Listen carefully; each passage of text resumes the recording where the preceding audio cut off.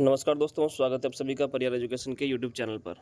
दोस्तों, आज की इस वीडियो के अंदर हम रीट की 2024 की रणनीति पे बात करने वाले हैं। ठीक है, तो वीडियो को एंड तक ज़रूर देखना और आज का ये वीडियो बहुत ही इम्पोर्टेंट होने वाला है, तो वीडियो के एंड तक बने रहे।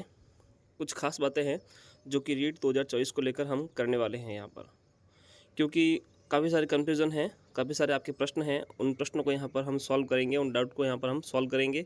तो वीडियो को एंड तक ज़रूर देखना, आपका ये वीडियो बहुत काम आने वाला है। ठीक है, तो लास्ट तक वीडियो को ज़रूर देखें। देखिए, रीट 2024 अभी इसकी तैयारी चल रही है। जून महीना चल रहा है और 4 जून के बाद में जो है आचार संहिता भी हट चुकी है। तो अब जो है सरकार इसी प्रोसेस में है, नई भर्तियाँ निकालने के प्रोसेस में रहेगी और डीपीसी का काम भी चल रहा है। तो आगामी आने वाले समय में जो है काफ़ी अच्छी भर्तियाँ हमें देखने को मिल सकती हैं। तो अभी आप जो हैं अच्छी खासी तैयारी कर रहे होंगे और इस तैयारी के साथ में जो है आपको कुछ चीज़ों का ध्यान रखना बहुत ज़्यादा ज़रूरी होता है। तो ऐसी कौन सी बातें हैं जिनको आपको ध्यान रखना चाहिए और कौन कौन सी बातें आपके लिए महत्वपूर्ण हैं और ऐसी कौन सी गलतियां हैं जिनसे आपको बचना चाहिए और किस किस चीज़ों को लेकर आपको चलना चाहिए जो कि आगे आपके काम आए और आपका जो है परिणाम बहुत ही बेहतर हो। तो देखिए दोस्तों, रीट 2024 की रणनीति को लेकर हम बात कर रहे हैं और आज बात करेंगे हम हिंदी को लेकर। ठीक है, यहाँ बता दूँ मैं पहले आपको सबसे पहले कि रीट का जो सिलेबस है वो कुछ इस प्रकार से है कि आपको 150 नंबर के 150 प्रश्न यहाँ पर देखने को मिलेंगे एग्जाम में। ठीक है, इनमें से क्या है, 30 नंबर की रहेगी आपके साइकोलॉजी। ठीक है, और 30 नंबर की रहेगी आपके हिंदी। दो सब्जेक्ट रहेंगे जिसमें आप चाहे हिंदी लीजिए, चाहे संस्कृत लीजिए, इंग्लिश लीजिए, वो आपकी मर्ज़ी है। तो हिंदी, संस्कृत और इंग्लिश, ये 3 सब्जेक्ट रहेंगे। बाद में आपके रहेगा सेकंड सब्जेक्ट, उसके अंदर भी आपको हिंदी, इंग्लिश और संस्कृत, इनमें से कोई भी आपको चूज करना है। ठीक है, तो ये दूसरा सब्जेक्ट हो गया। और तीसरा हो गया आपके 60 नंबर का एसएस। अगर आप सामाजिक अध्ययन से है तो आपके सामाजिक अध्ययन रहेगा और अगर आप साइंस मैथ से है तो साइंस मैथ आपके 60 नंबर की रहेगी। इस प्रकार से जो है कुल मिलाकर आपके 150 प्रश्न होंगे जो कि 150 नंबर के होंगे। इसमें माइनस मार्किंग नहीं है। ठीक है, पॉजिटिव मार्किंग है। तो सारे के सारे प्रश्न आपको यहाँ पर सॉल्व करने हैं। तो देखिए, साइकोलॉजी को लेकर मैंने एक वीडियो बना दिया है। ठीक है, जिसमें कि आप साइकोलॉजी को किस प्रकार से ले सकते हैं, किस प्रकार से आपको इसको पढ़ना चाहिए और कैसे क्या इसका मैटर रहेगा, इसको लेकर मैंने एक वीडियो बना दिया है जो कि आप जाकर प्लेलिस्ट में देख सकते हैं। और संस्कृत को लेकर भी मैंने एक वीडियो बना दिया है, वो भी आप जाके देख सकते हैं। बात करें आज हम हिंदी की, तो हिंदी को आपको किस प्रकार से पढ़ना चाहिए, ठीक है, ये आज हम पढ़ने वाले हैं। देखिए दोस्तों, क्या होता है कि हिंदी जो है ना, हिंदी हम शुरू से पढ़ते आ रहे हैं। यानी कि जब हम पहले क्लास से थे वहाँ से लगाकर हमें 10th क्लास तक, 12th क्लास तक जो है हमने हिंदी लगातार पढ़ी है। तो होता क्या है कि इस रीट के अंदर हमें कई सारे सब्जेक्ट जो हैं वो नए देखने को मिलते हैं। यानी कि हिंदी हमने शुरू से पढ़ी है तो हमें एक तो साइकोलॉजी, ये हमें नई देखने को मिल जाती है।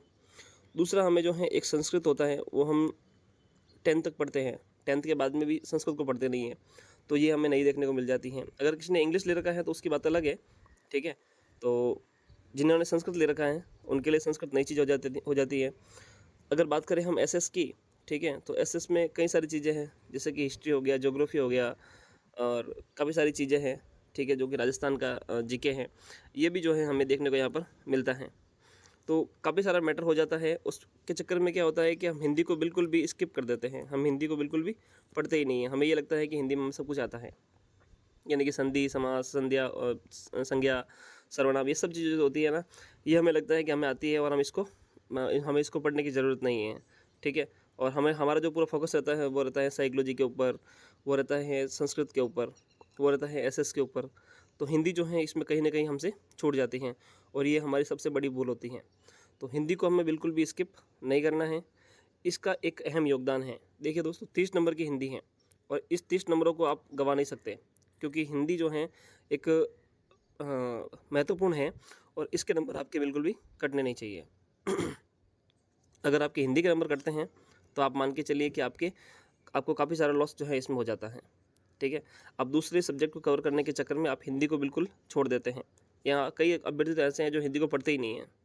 ठीक है, देखिए मैंने जो है पिछली बार ये गलतियाँ की हैं, यानी कि रीट जो मैंने प्री क्लियर कर रखा है, प्री जो है मेरा क्लियर है, तो उसके दौरान मैंने कई सारी गलतियाँ की थी मैं चाहता हूँ कि वो गलतियाँ आप नहीं करें, ठीक है। मैंने प्री क्लियर कर रखा है, तो बता सकता हूँ आपको कि आप जो हैं इसमें कौन कौन सी गलतियों से अभी वर्तमान में बच सकते हैं, ठीक है। भविष्य में आने वाली जो भी आपकी परीक्षाएँ होंगी उसमें जो है आप किन किन गलतियों से बच सकते हैं, तो ये गलतियाँ आप ना करें। देखिए, वो परीक्षा मैंने दी हैं और मैंने गलतियाँ की हैं, तो आप जो है उन गलतियों को नहीं करें, क्योंकि मैं उन गलतियों से भुगत चुका हूँ, तो मैं नहीं चाहता कि वो सेम गलतियाँ आप करें। फिर मतलब क्या, अगर आपका भी एक साल ख़राब होगा तो वो ख़राब नहीं होना चाहिए, ठीक है। मैं चाहता हूँ कि जो गलतियाँ मैंने की हैं वो आप नहीं करें, उससे आप कुछ सीखें और आगे जो है आपके ये काम आए, ठीक है। अगर एक भी आदमी इन गलतियों से बचता है और कुछ सीखता है, तो मैं समझूंगा कि मेरा ये वीडियो बनाना सार्थक हो गया। तो आप इन गलतियों को नहीं करें बिल्कुल भी। 150 नंबर की जो टॉपिक है उसमें 30 नंबर की हिंदी है, और इन 30 नंबरों की हिंदी में जो है आपको बिल्कुल भी ध्यान रखना है और इसको साथ साथ लेके चलना है। अगर आप 1-2 घंटा भी हिंदी को रोज़ देते हैं ना, तो आप दीजिए। ऐसा नहीं है कि आप बिल्कुल उसको छोड़ दें। आप साइकोलॉजी पढ़ते रहते हैं, आप संस्कृत पढ़ते रहते हैं, आप एसएस पढ़ते रहते हैं, अगर साइंस में से है तो साइंस में तो आप सब्जेक्ट को तैयार करते रहते हैं, उसके चक्कर में आपकी हिंदी बिल्कुल छूट जाती है, ठीक है। अगर रणनीति बनाते भी हैं आप, तो उसमें हिंदी ने कहीं कहीं को आपको छोड़ देते हैं, या हिंदी को आप जो है 1 घंटा ही दे के चलते हैं। तो 1 घंटे में कोई टॉपिक तैयार नहीं होता है। आप हिंदी को अच्छे से रिवाइज कीजिए, बार बार उनको पढ़िए। अगर उपसर्ग है, संज्ञा है, सर्वनाम है, संधि है, समास है, जितने भी हैं, आप अच्छे टॉपिक को अच्छे से तैयार कीजिए, उसमें आपके नंबर नहीं कटने चाहिए। हिंदी तो आपकी ऐसी होनी चाहिए कि आपके 30 में से 30 नंबर पूरे के पूरे आए। अगर एक आध नंबर कट जाए वो बात अलग है, बाकी हिंदी में आपके नंबर पूरे आने चाहिए, ठीक है। उसमें क्या होता है कि आप साइकोलॉजी तैयार करने के चक्कर में और इंग्लिश संस्कृत तैयार करने के चक्कर में आपकी ये हिंदी छूट जाती हैं। तो हिंदी आपके बिल्कुल भी स्किप नहीं होनी चाहिए। हिंदी को आप साथ साथ लेके चलें। इससे क्या होगा कि आपके नंबर पूरे में से पूरे आएंगे और आपको जो है इसमें काफ़ी अच्छा फ़ायदा मिल जाएगा। देखिए, यहाँ पर क्या है कि अगर आपकी 30 नंबर की साइकोलॉजी है, ठीक है, 30 नंबर की साइकोलॉजी है, उसमें जो है अगर आप कितनी भी अच्छी तैयारी करेंगे ना, किसी का देखिए माइंड शार्प होता है और फर्स्ट टाइम पढ़ता है तो वो अच्छा खासा कवर कर लेता है, पर लगभग इसमें मान के चलिए कि आप 25 नंबर इसमें लेकर आ जाएं, यानी कि 5 नंबर आपकी साइकोलॉजी में कट गए, कोई बात नहीं। बात रहती है आगे 30 नंबर की। 30 नंबर की अगर आपके इंग्लिश हैं या संस्कृत हैं एक सब्जेक्ट में, फर्स्ट लैंग्वेज के अंदर, उसमें जो है आपके पर्टिकुलर उसमें भी आपको जो है 25 नंबर से ऊपर तो आपको कवर करने ही है, ठीक है। क्योंकि संस्कृत और हिंदी का लगभग मैटर सेम रहता है, और जिन्होंने इंग्लिश ले रखी है तो उनका इंग्लिश शुरू से है ही है, तो उनको तो अपने सब्जेक्ट में अच्छे नंबर लाने ही हैं। अब बात रहती है हिंदी की, तो हिंदी हम शुरू से पढ़ते आ रहे हैं, तो हिंदी में भी जो है हमें लगभग इस हिंदी के अंदर भी जो है हमें 30 में से लगभग मान के चलिए आप 28-29 नंबर आपके हिंदी में आने चाहिए। मैं तो मानता हूँ कि पूरे के पूरे नंबर आने चाहिए, पर मान के चलिए आपके 29 नंबर भी अगर हिंदी में से आए या एक नंबर कट भी जाए तो आप 29 मान के चलिए, ठीक है। हिंदी में आपके नंबर नहीं कटने चाहिए। 30 नंबर का ये हो गया, और आप 60 नंबर का हो गया पीछे आपके एसएस या फिर साइंस मैथ, एसएस या साइंस मैथ। इसमें लगभग आपके जो हैं लगभग आपके 50-55 नंबर जो हैं आपके आ जाने चाहिए। आप मान के चलिए कि 50 नंबर आपके आ जाते हैं, तो देखिए आप 25 और 25, 50 और 50, 100 और 29, 129 नंबर होते हैं। 129 नंबर होते हैं यहाँ पर, अगर आप इस प्रकार से स्कोर को खींचते हैं तो।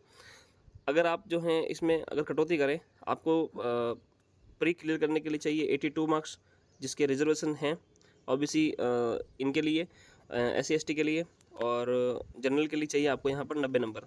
तो यहाँ पर मैं आपको लेकर चल रहा हूँ 129 नंबर के लिए। अगर आप इसमें कटौती करते हैं तो यहाँ पर जो है आप 40 नंबर ला सकते हैं। यहाँ पर जो है आप ज़्यादा नहीं तो 25 नंबर तो आपको लाने ही हैं। यहाँ पर जो है आप 2-3 नंबर काट सकते हैं। यहाँ पर आप मान के चलिए कि आपने 23 नंबर ले आए, और यहाँ पर जो है आप 20 नंबर ले आए, तो यहाँ पर देखिए आप 40 और 20 60 हो गए, 60 और 20 और 20 100, और ये हो गए 108 नंबर। फिर भी आपके 108 नंबर होते हैं। अगर इस प्रकार से भी चलते हैं तो आराम से जो है आपके ये रीट प्री क्लियर हो जाएगा। तो एक अच्छी रणनीति के साथ में, एक अच्छी स्ट्रेटजी के साथ में चलिए, जिससे कि आपका एग्ज़ाम जो है एक फर्स्ट टाइम में ही क्लियर हो जाए। और रीट प्री आप क्लियर करोगे ना, तो ही आप मेंस में बैठ पाओगे, वरना आप मेंस के लिए उसके अधिकारी आप नहीं हो पाएंगे, ठीक है ना। अगर आप मेंस आपने प्री क्लियर नहीं किया है तो फिर आप मेंस के लिए एलिजिबल नहीं रहेंगे। तो इसलिए अच्छे से तैयारी कीजिए मेंस की, और इसलिए आप अच्छे से तैयारी कीजिए प्री की, और जो है अपना स्कोर बढ़िया से बढ़िया करने की कोशिश कीजिए। और यही जो प्री का सिलेबस है आपके आगे आने वाली जो मेंस में है वो काम आने वाला है, तो कोई नुकसान वाली बात है नहीं कि आपने प्री में अच्छी पढ़ाई कर ली तो मेंस में आगे जाके आपका टॉपिक चेंज हो जाएगा। काफ़ी सिलेबस जो है आपका लगभग वही रहने वाला है। तो अभी जो है बढ़िया दबा के तैयारी कीजिए, आगे आपके मेंस के अंदर काम आएगा। आगे अगर आप सेकंड ग्रेड के लिए एलिजिबल हैं तो आपके सेकंड ग्रेड में काम आ जाएगा।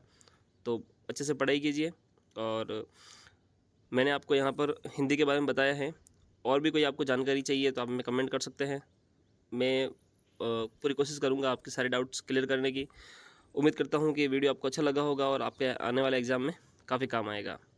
ऐसी कोई जानकारी चाहिए तो हमें कमेंट कर देना, और भी तैयारी के लिए हमारे साथ जुड़े रहें। चैनल को सब्सक्राइब करें, साथ ही बेल का आइकन है उसको दबाएं ताकि कोई भी हमारी नई वीडियो आए वो आप तक सबसे पहले पहुंच जाए। तो मिलते हैं एक नई वीडियो में नई जानकारी के साथ, तब तक के लिए धन्यवाद। जय हिंद, वंदे मातरम।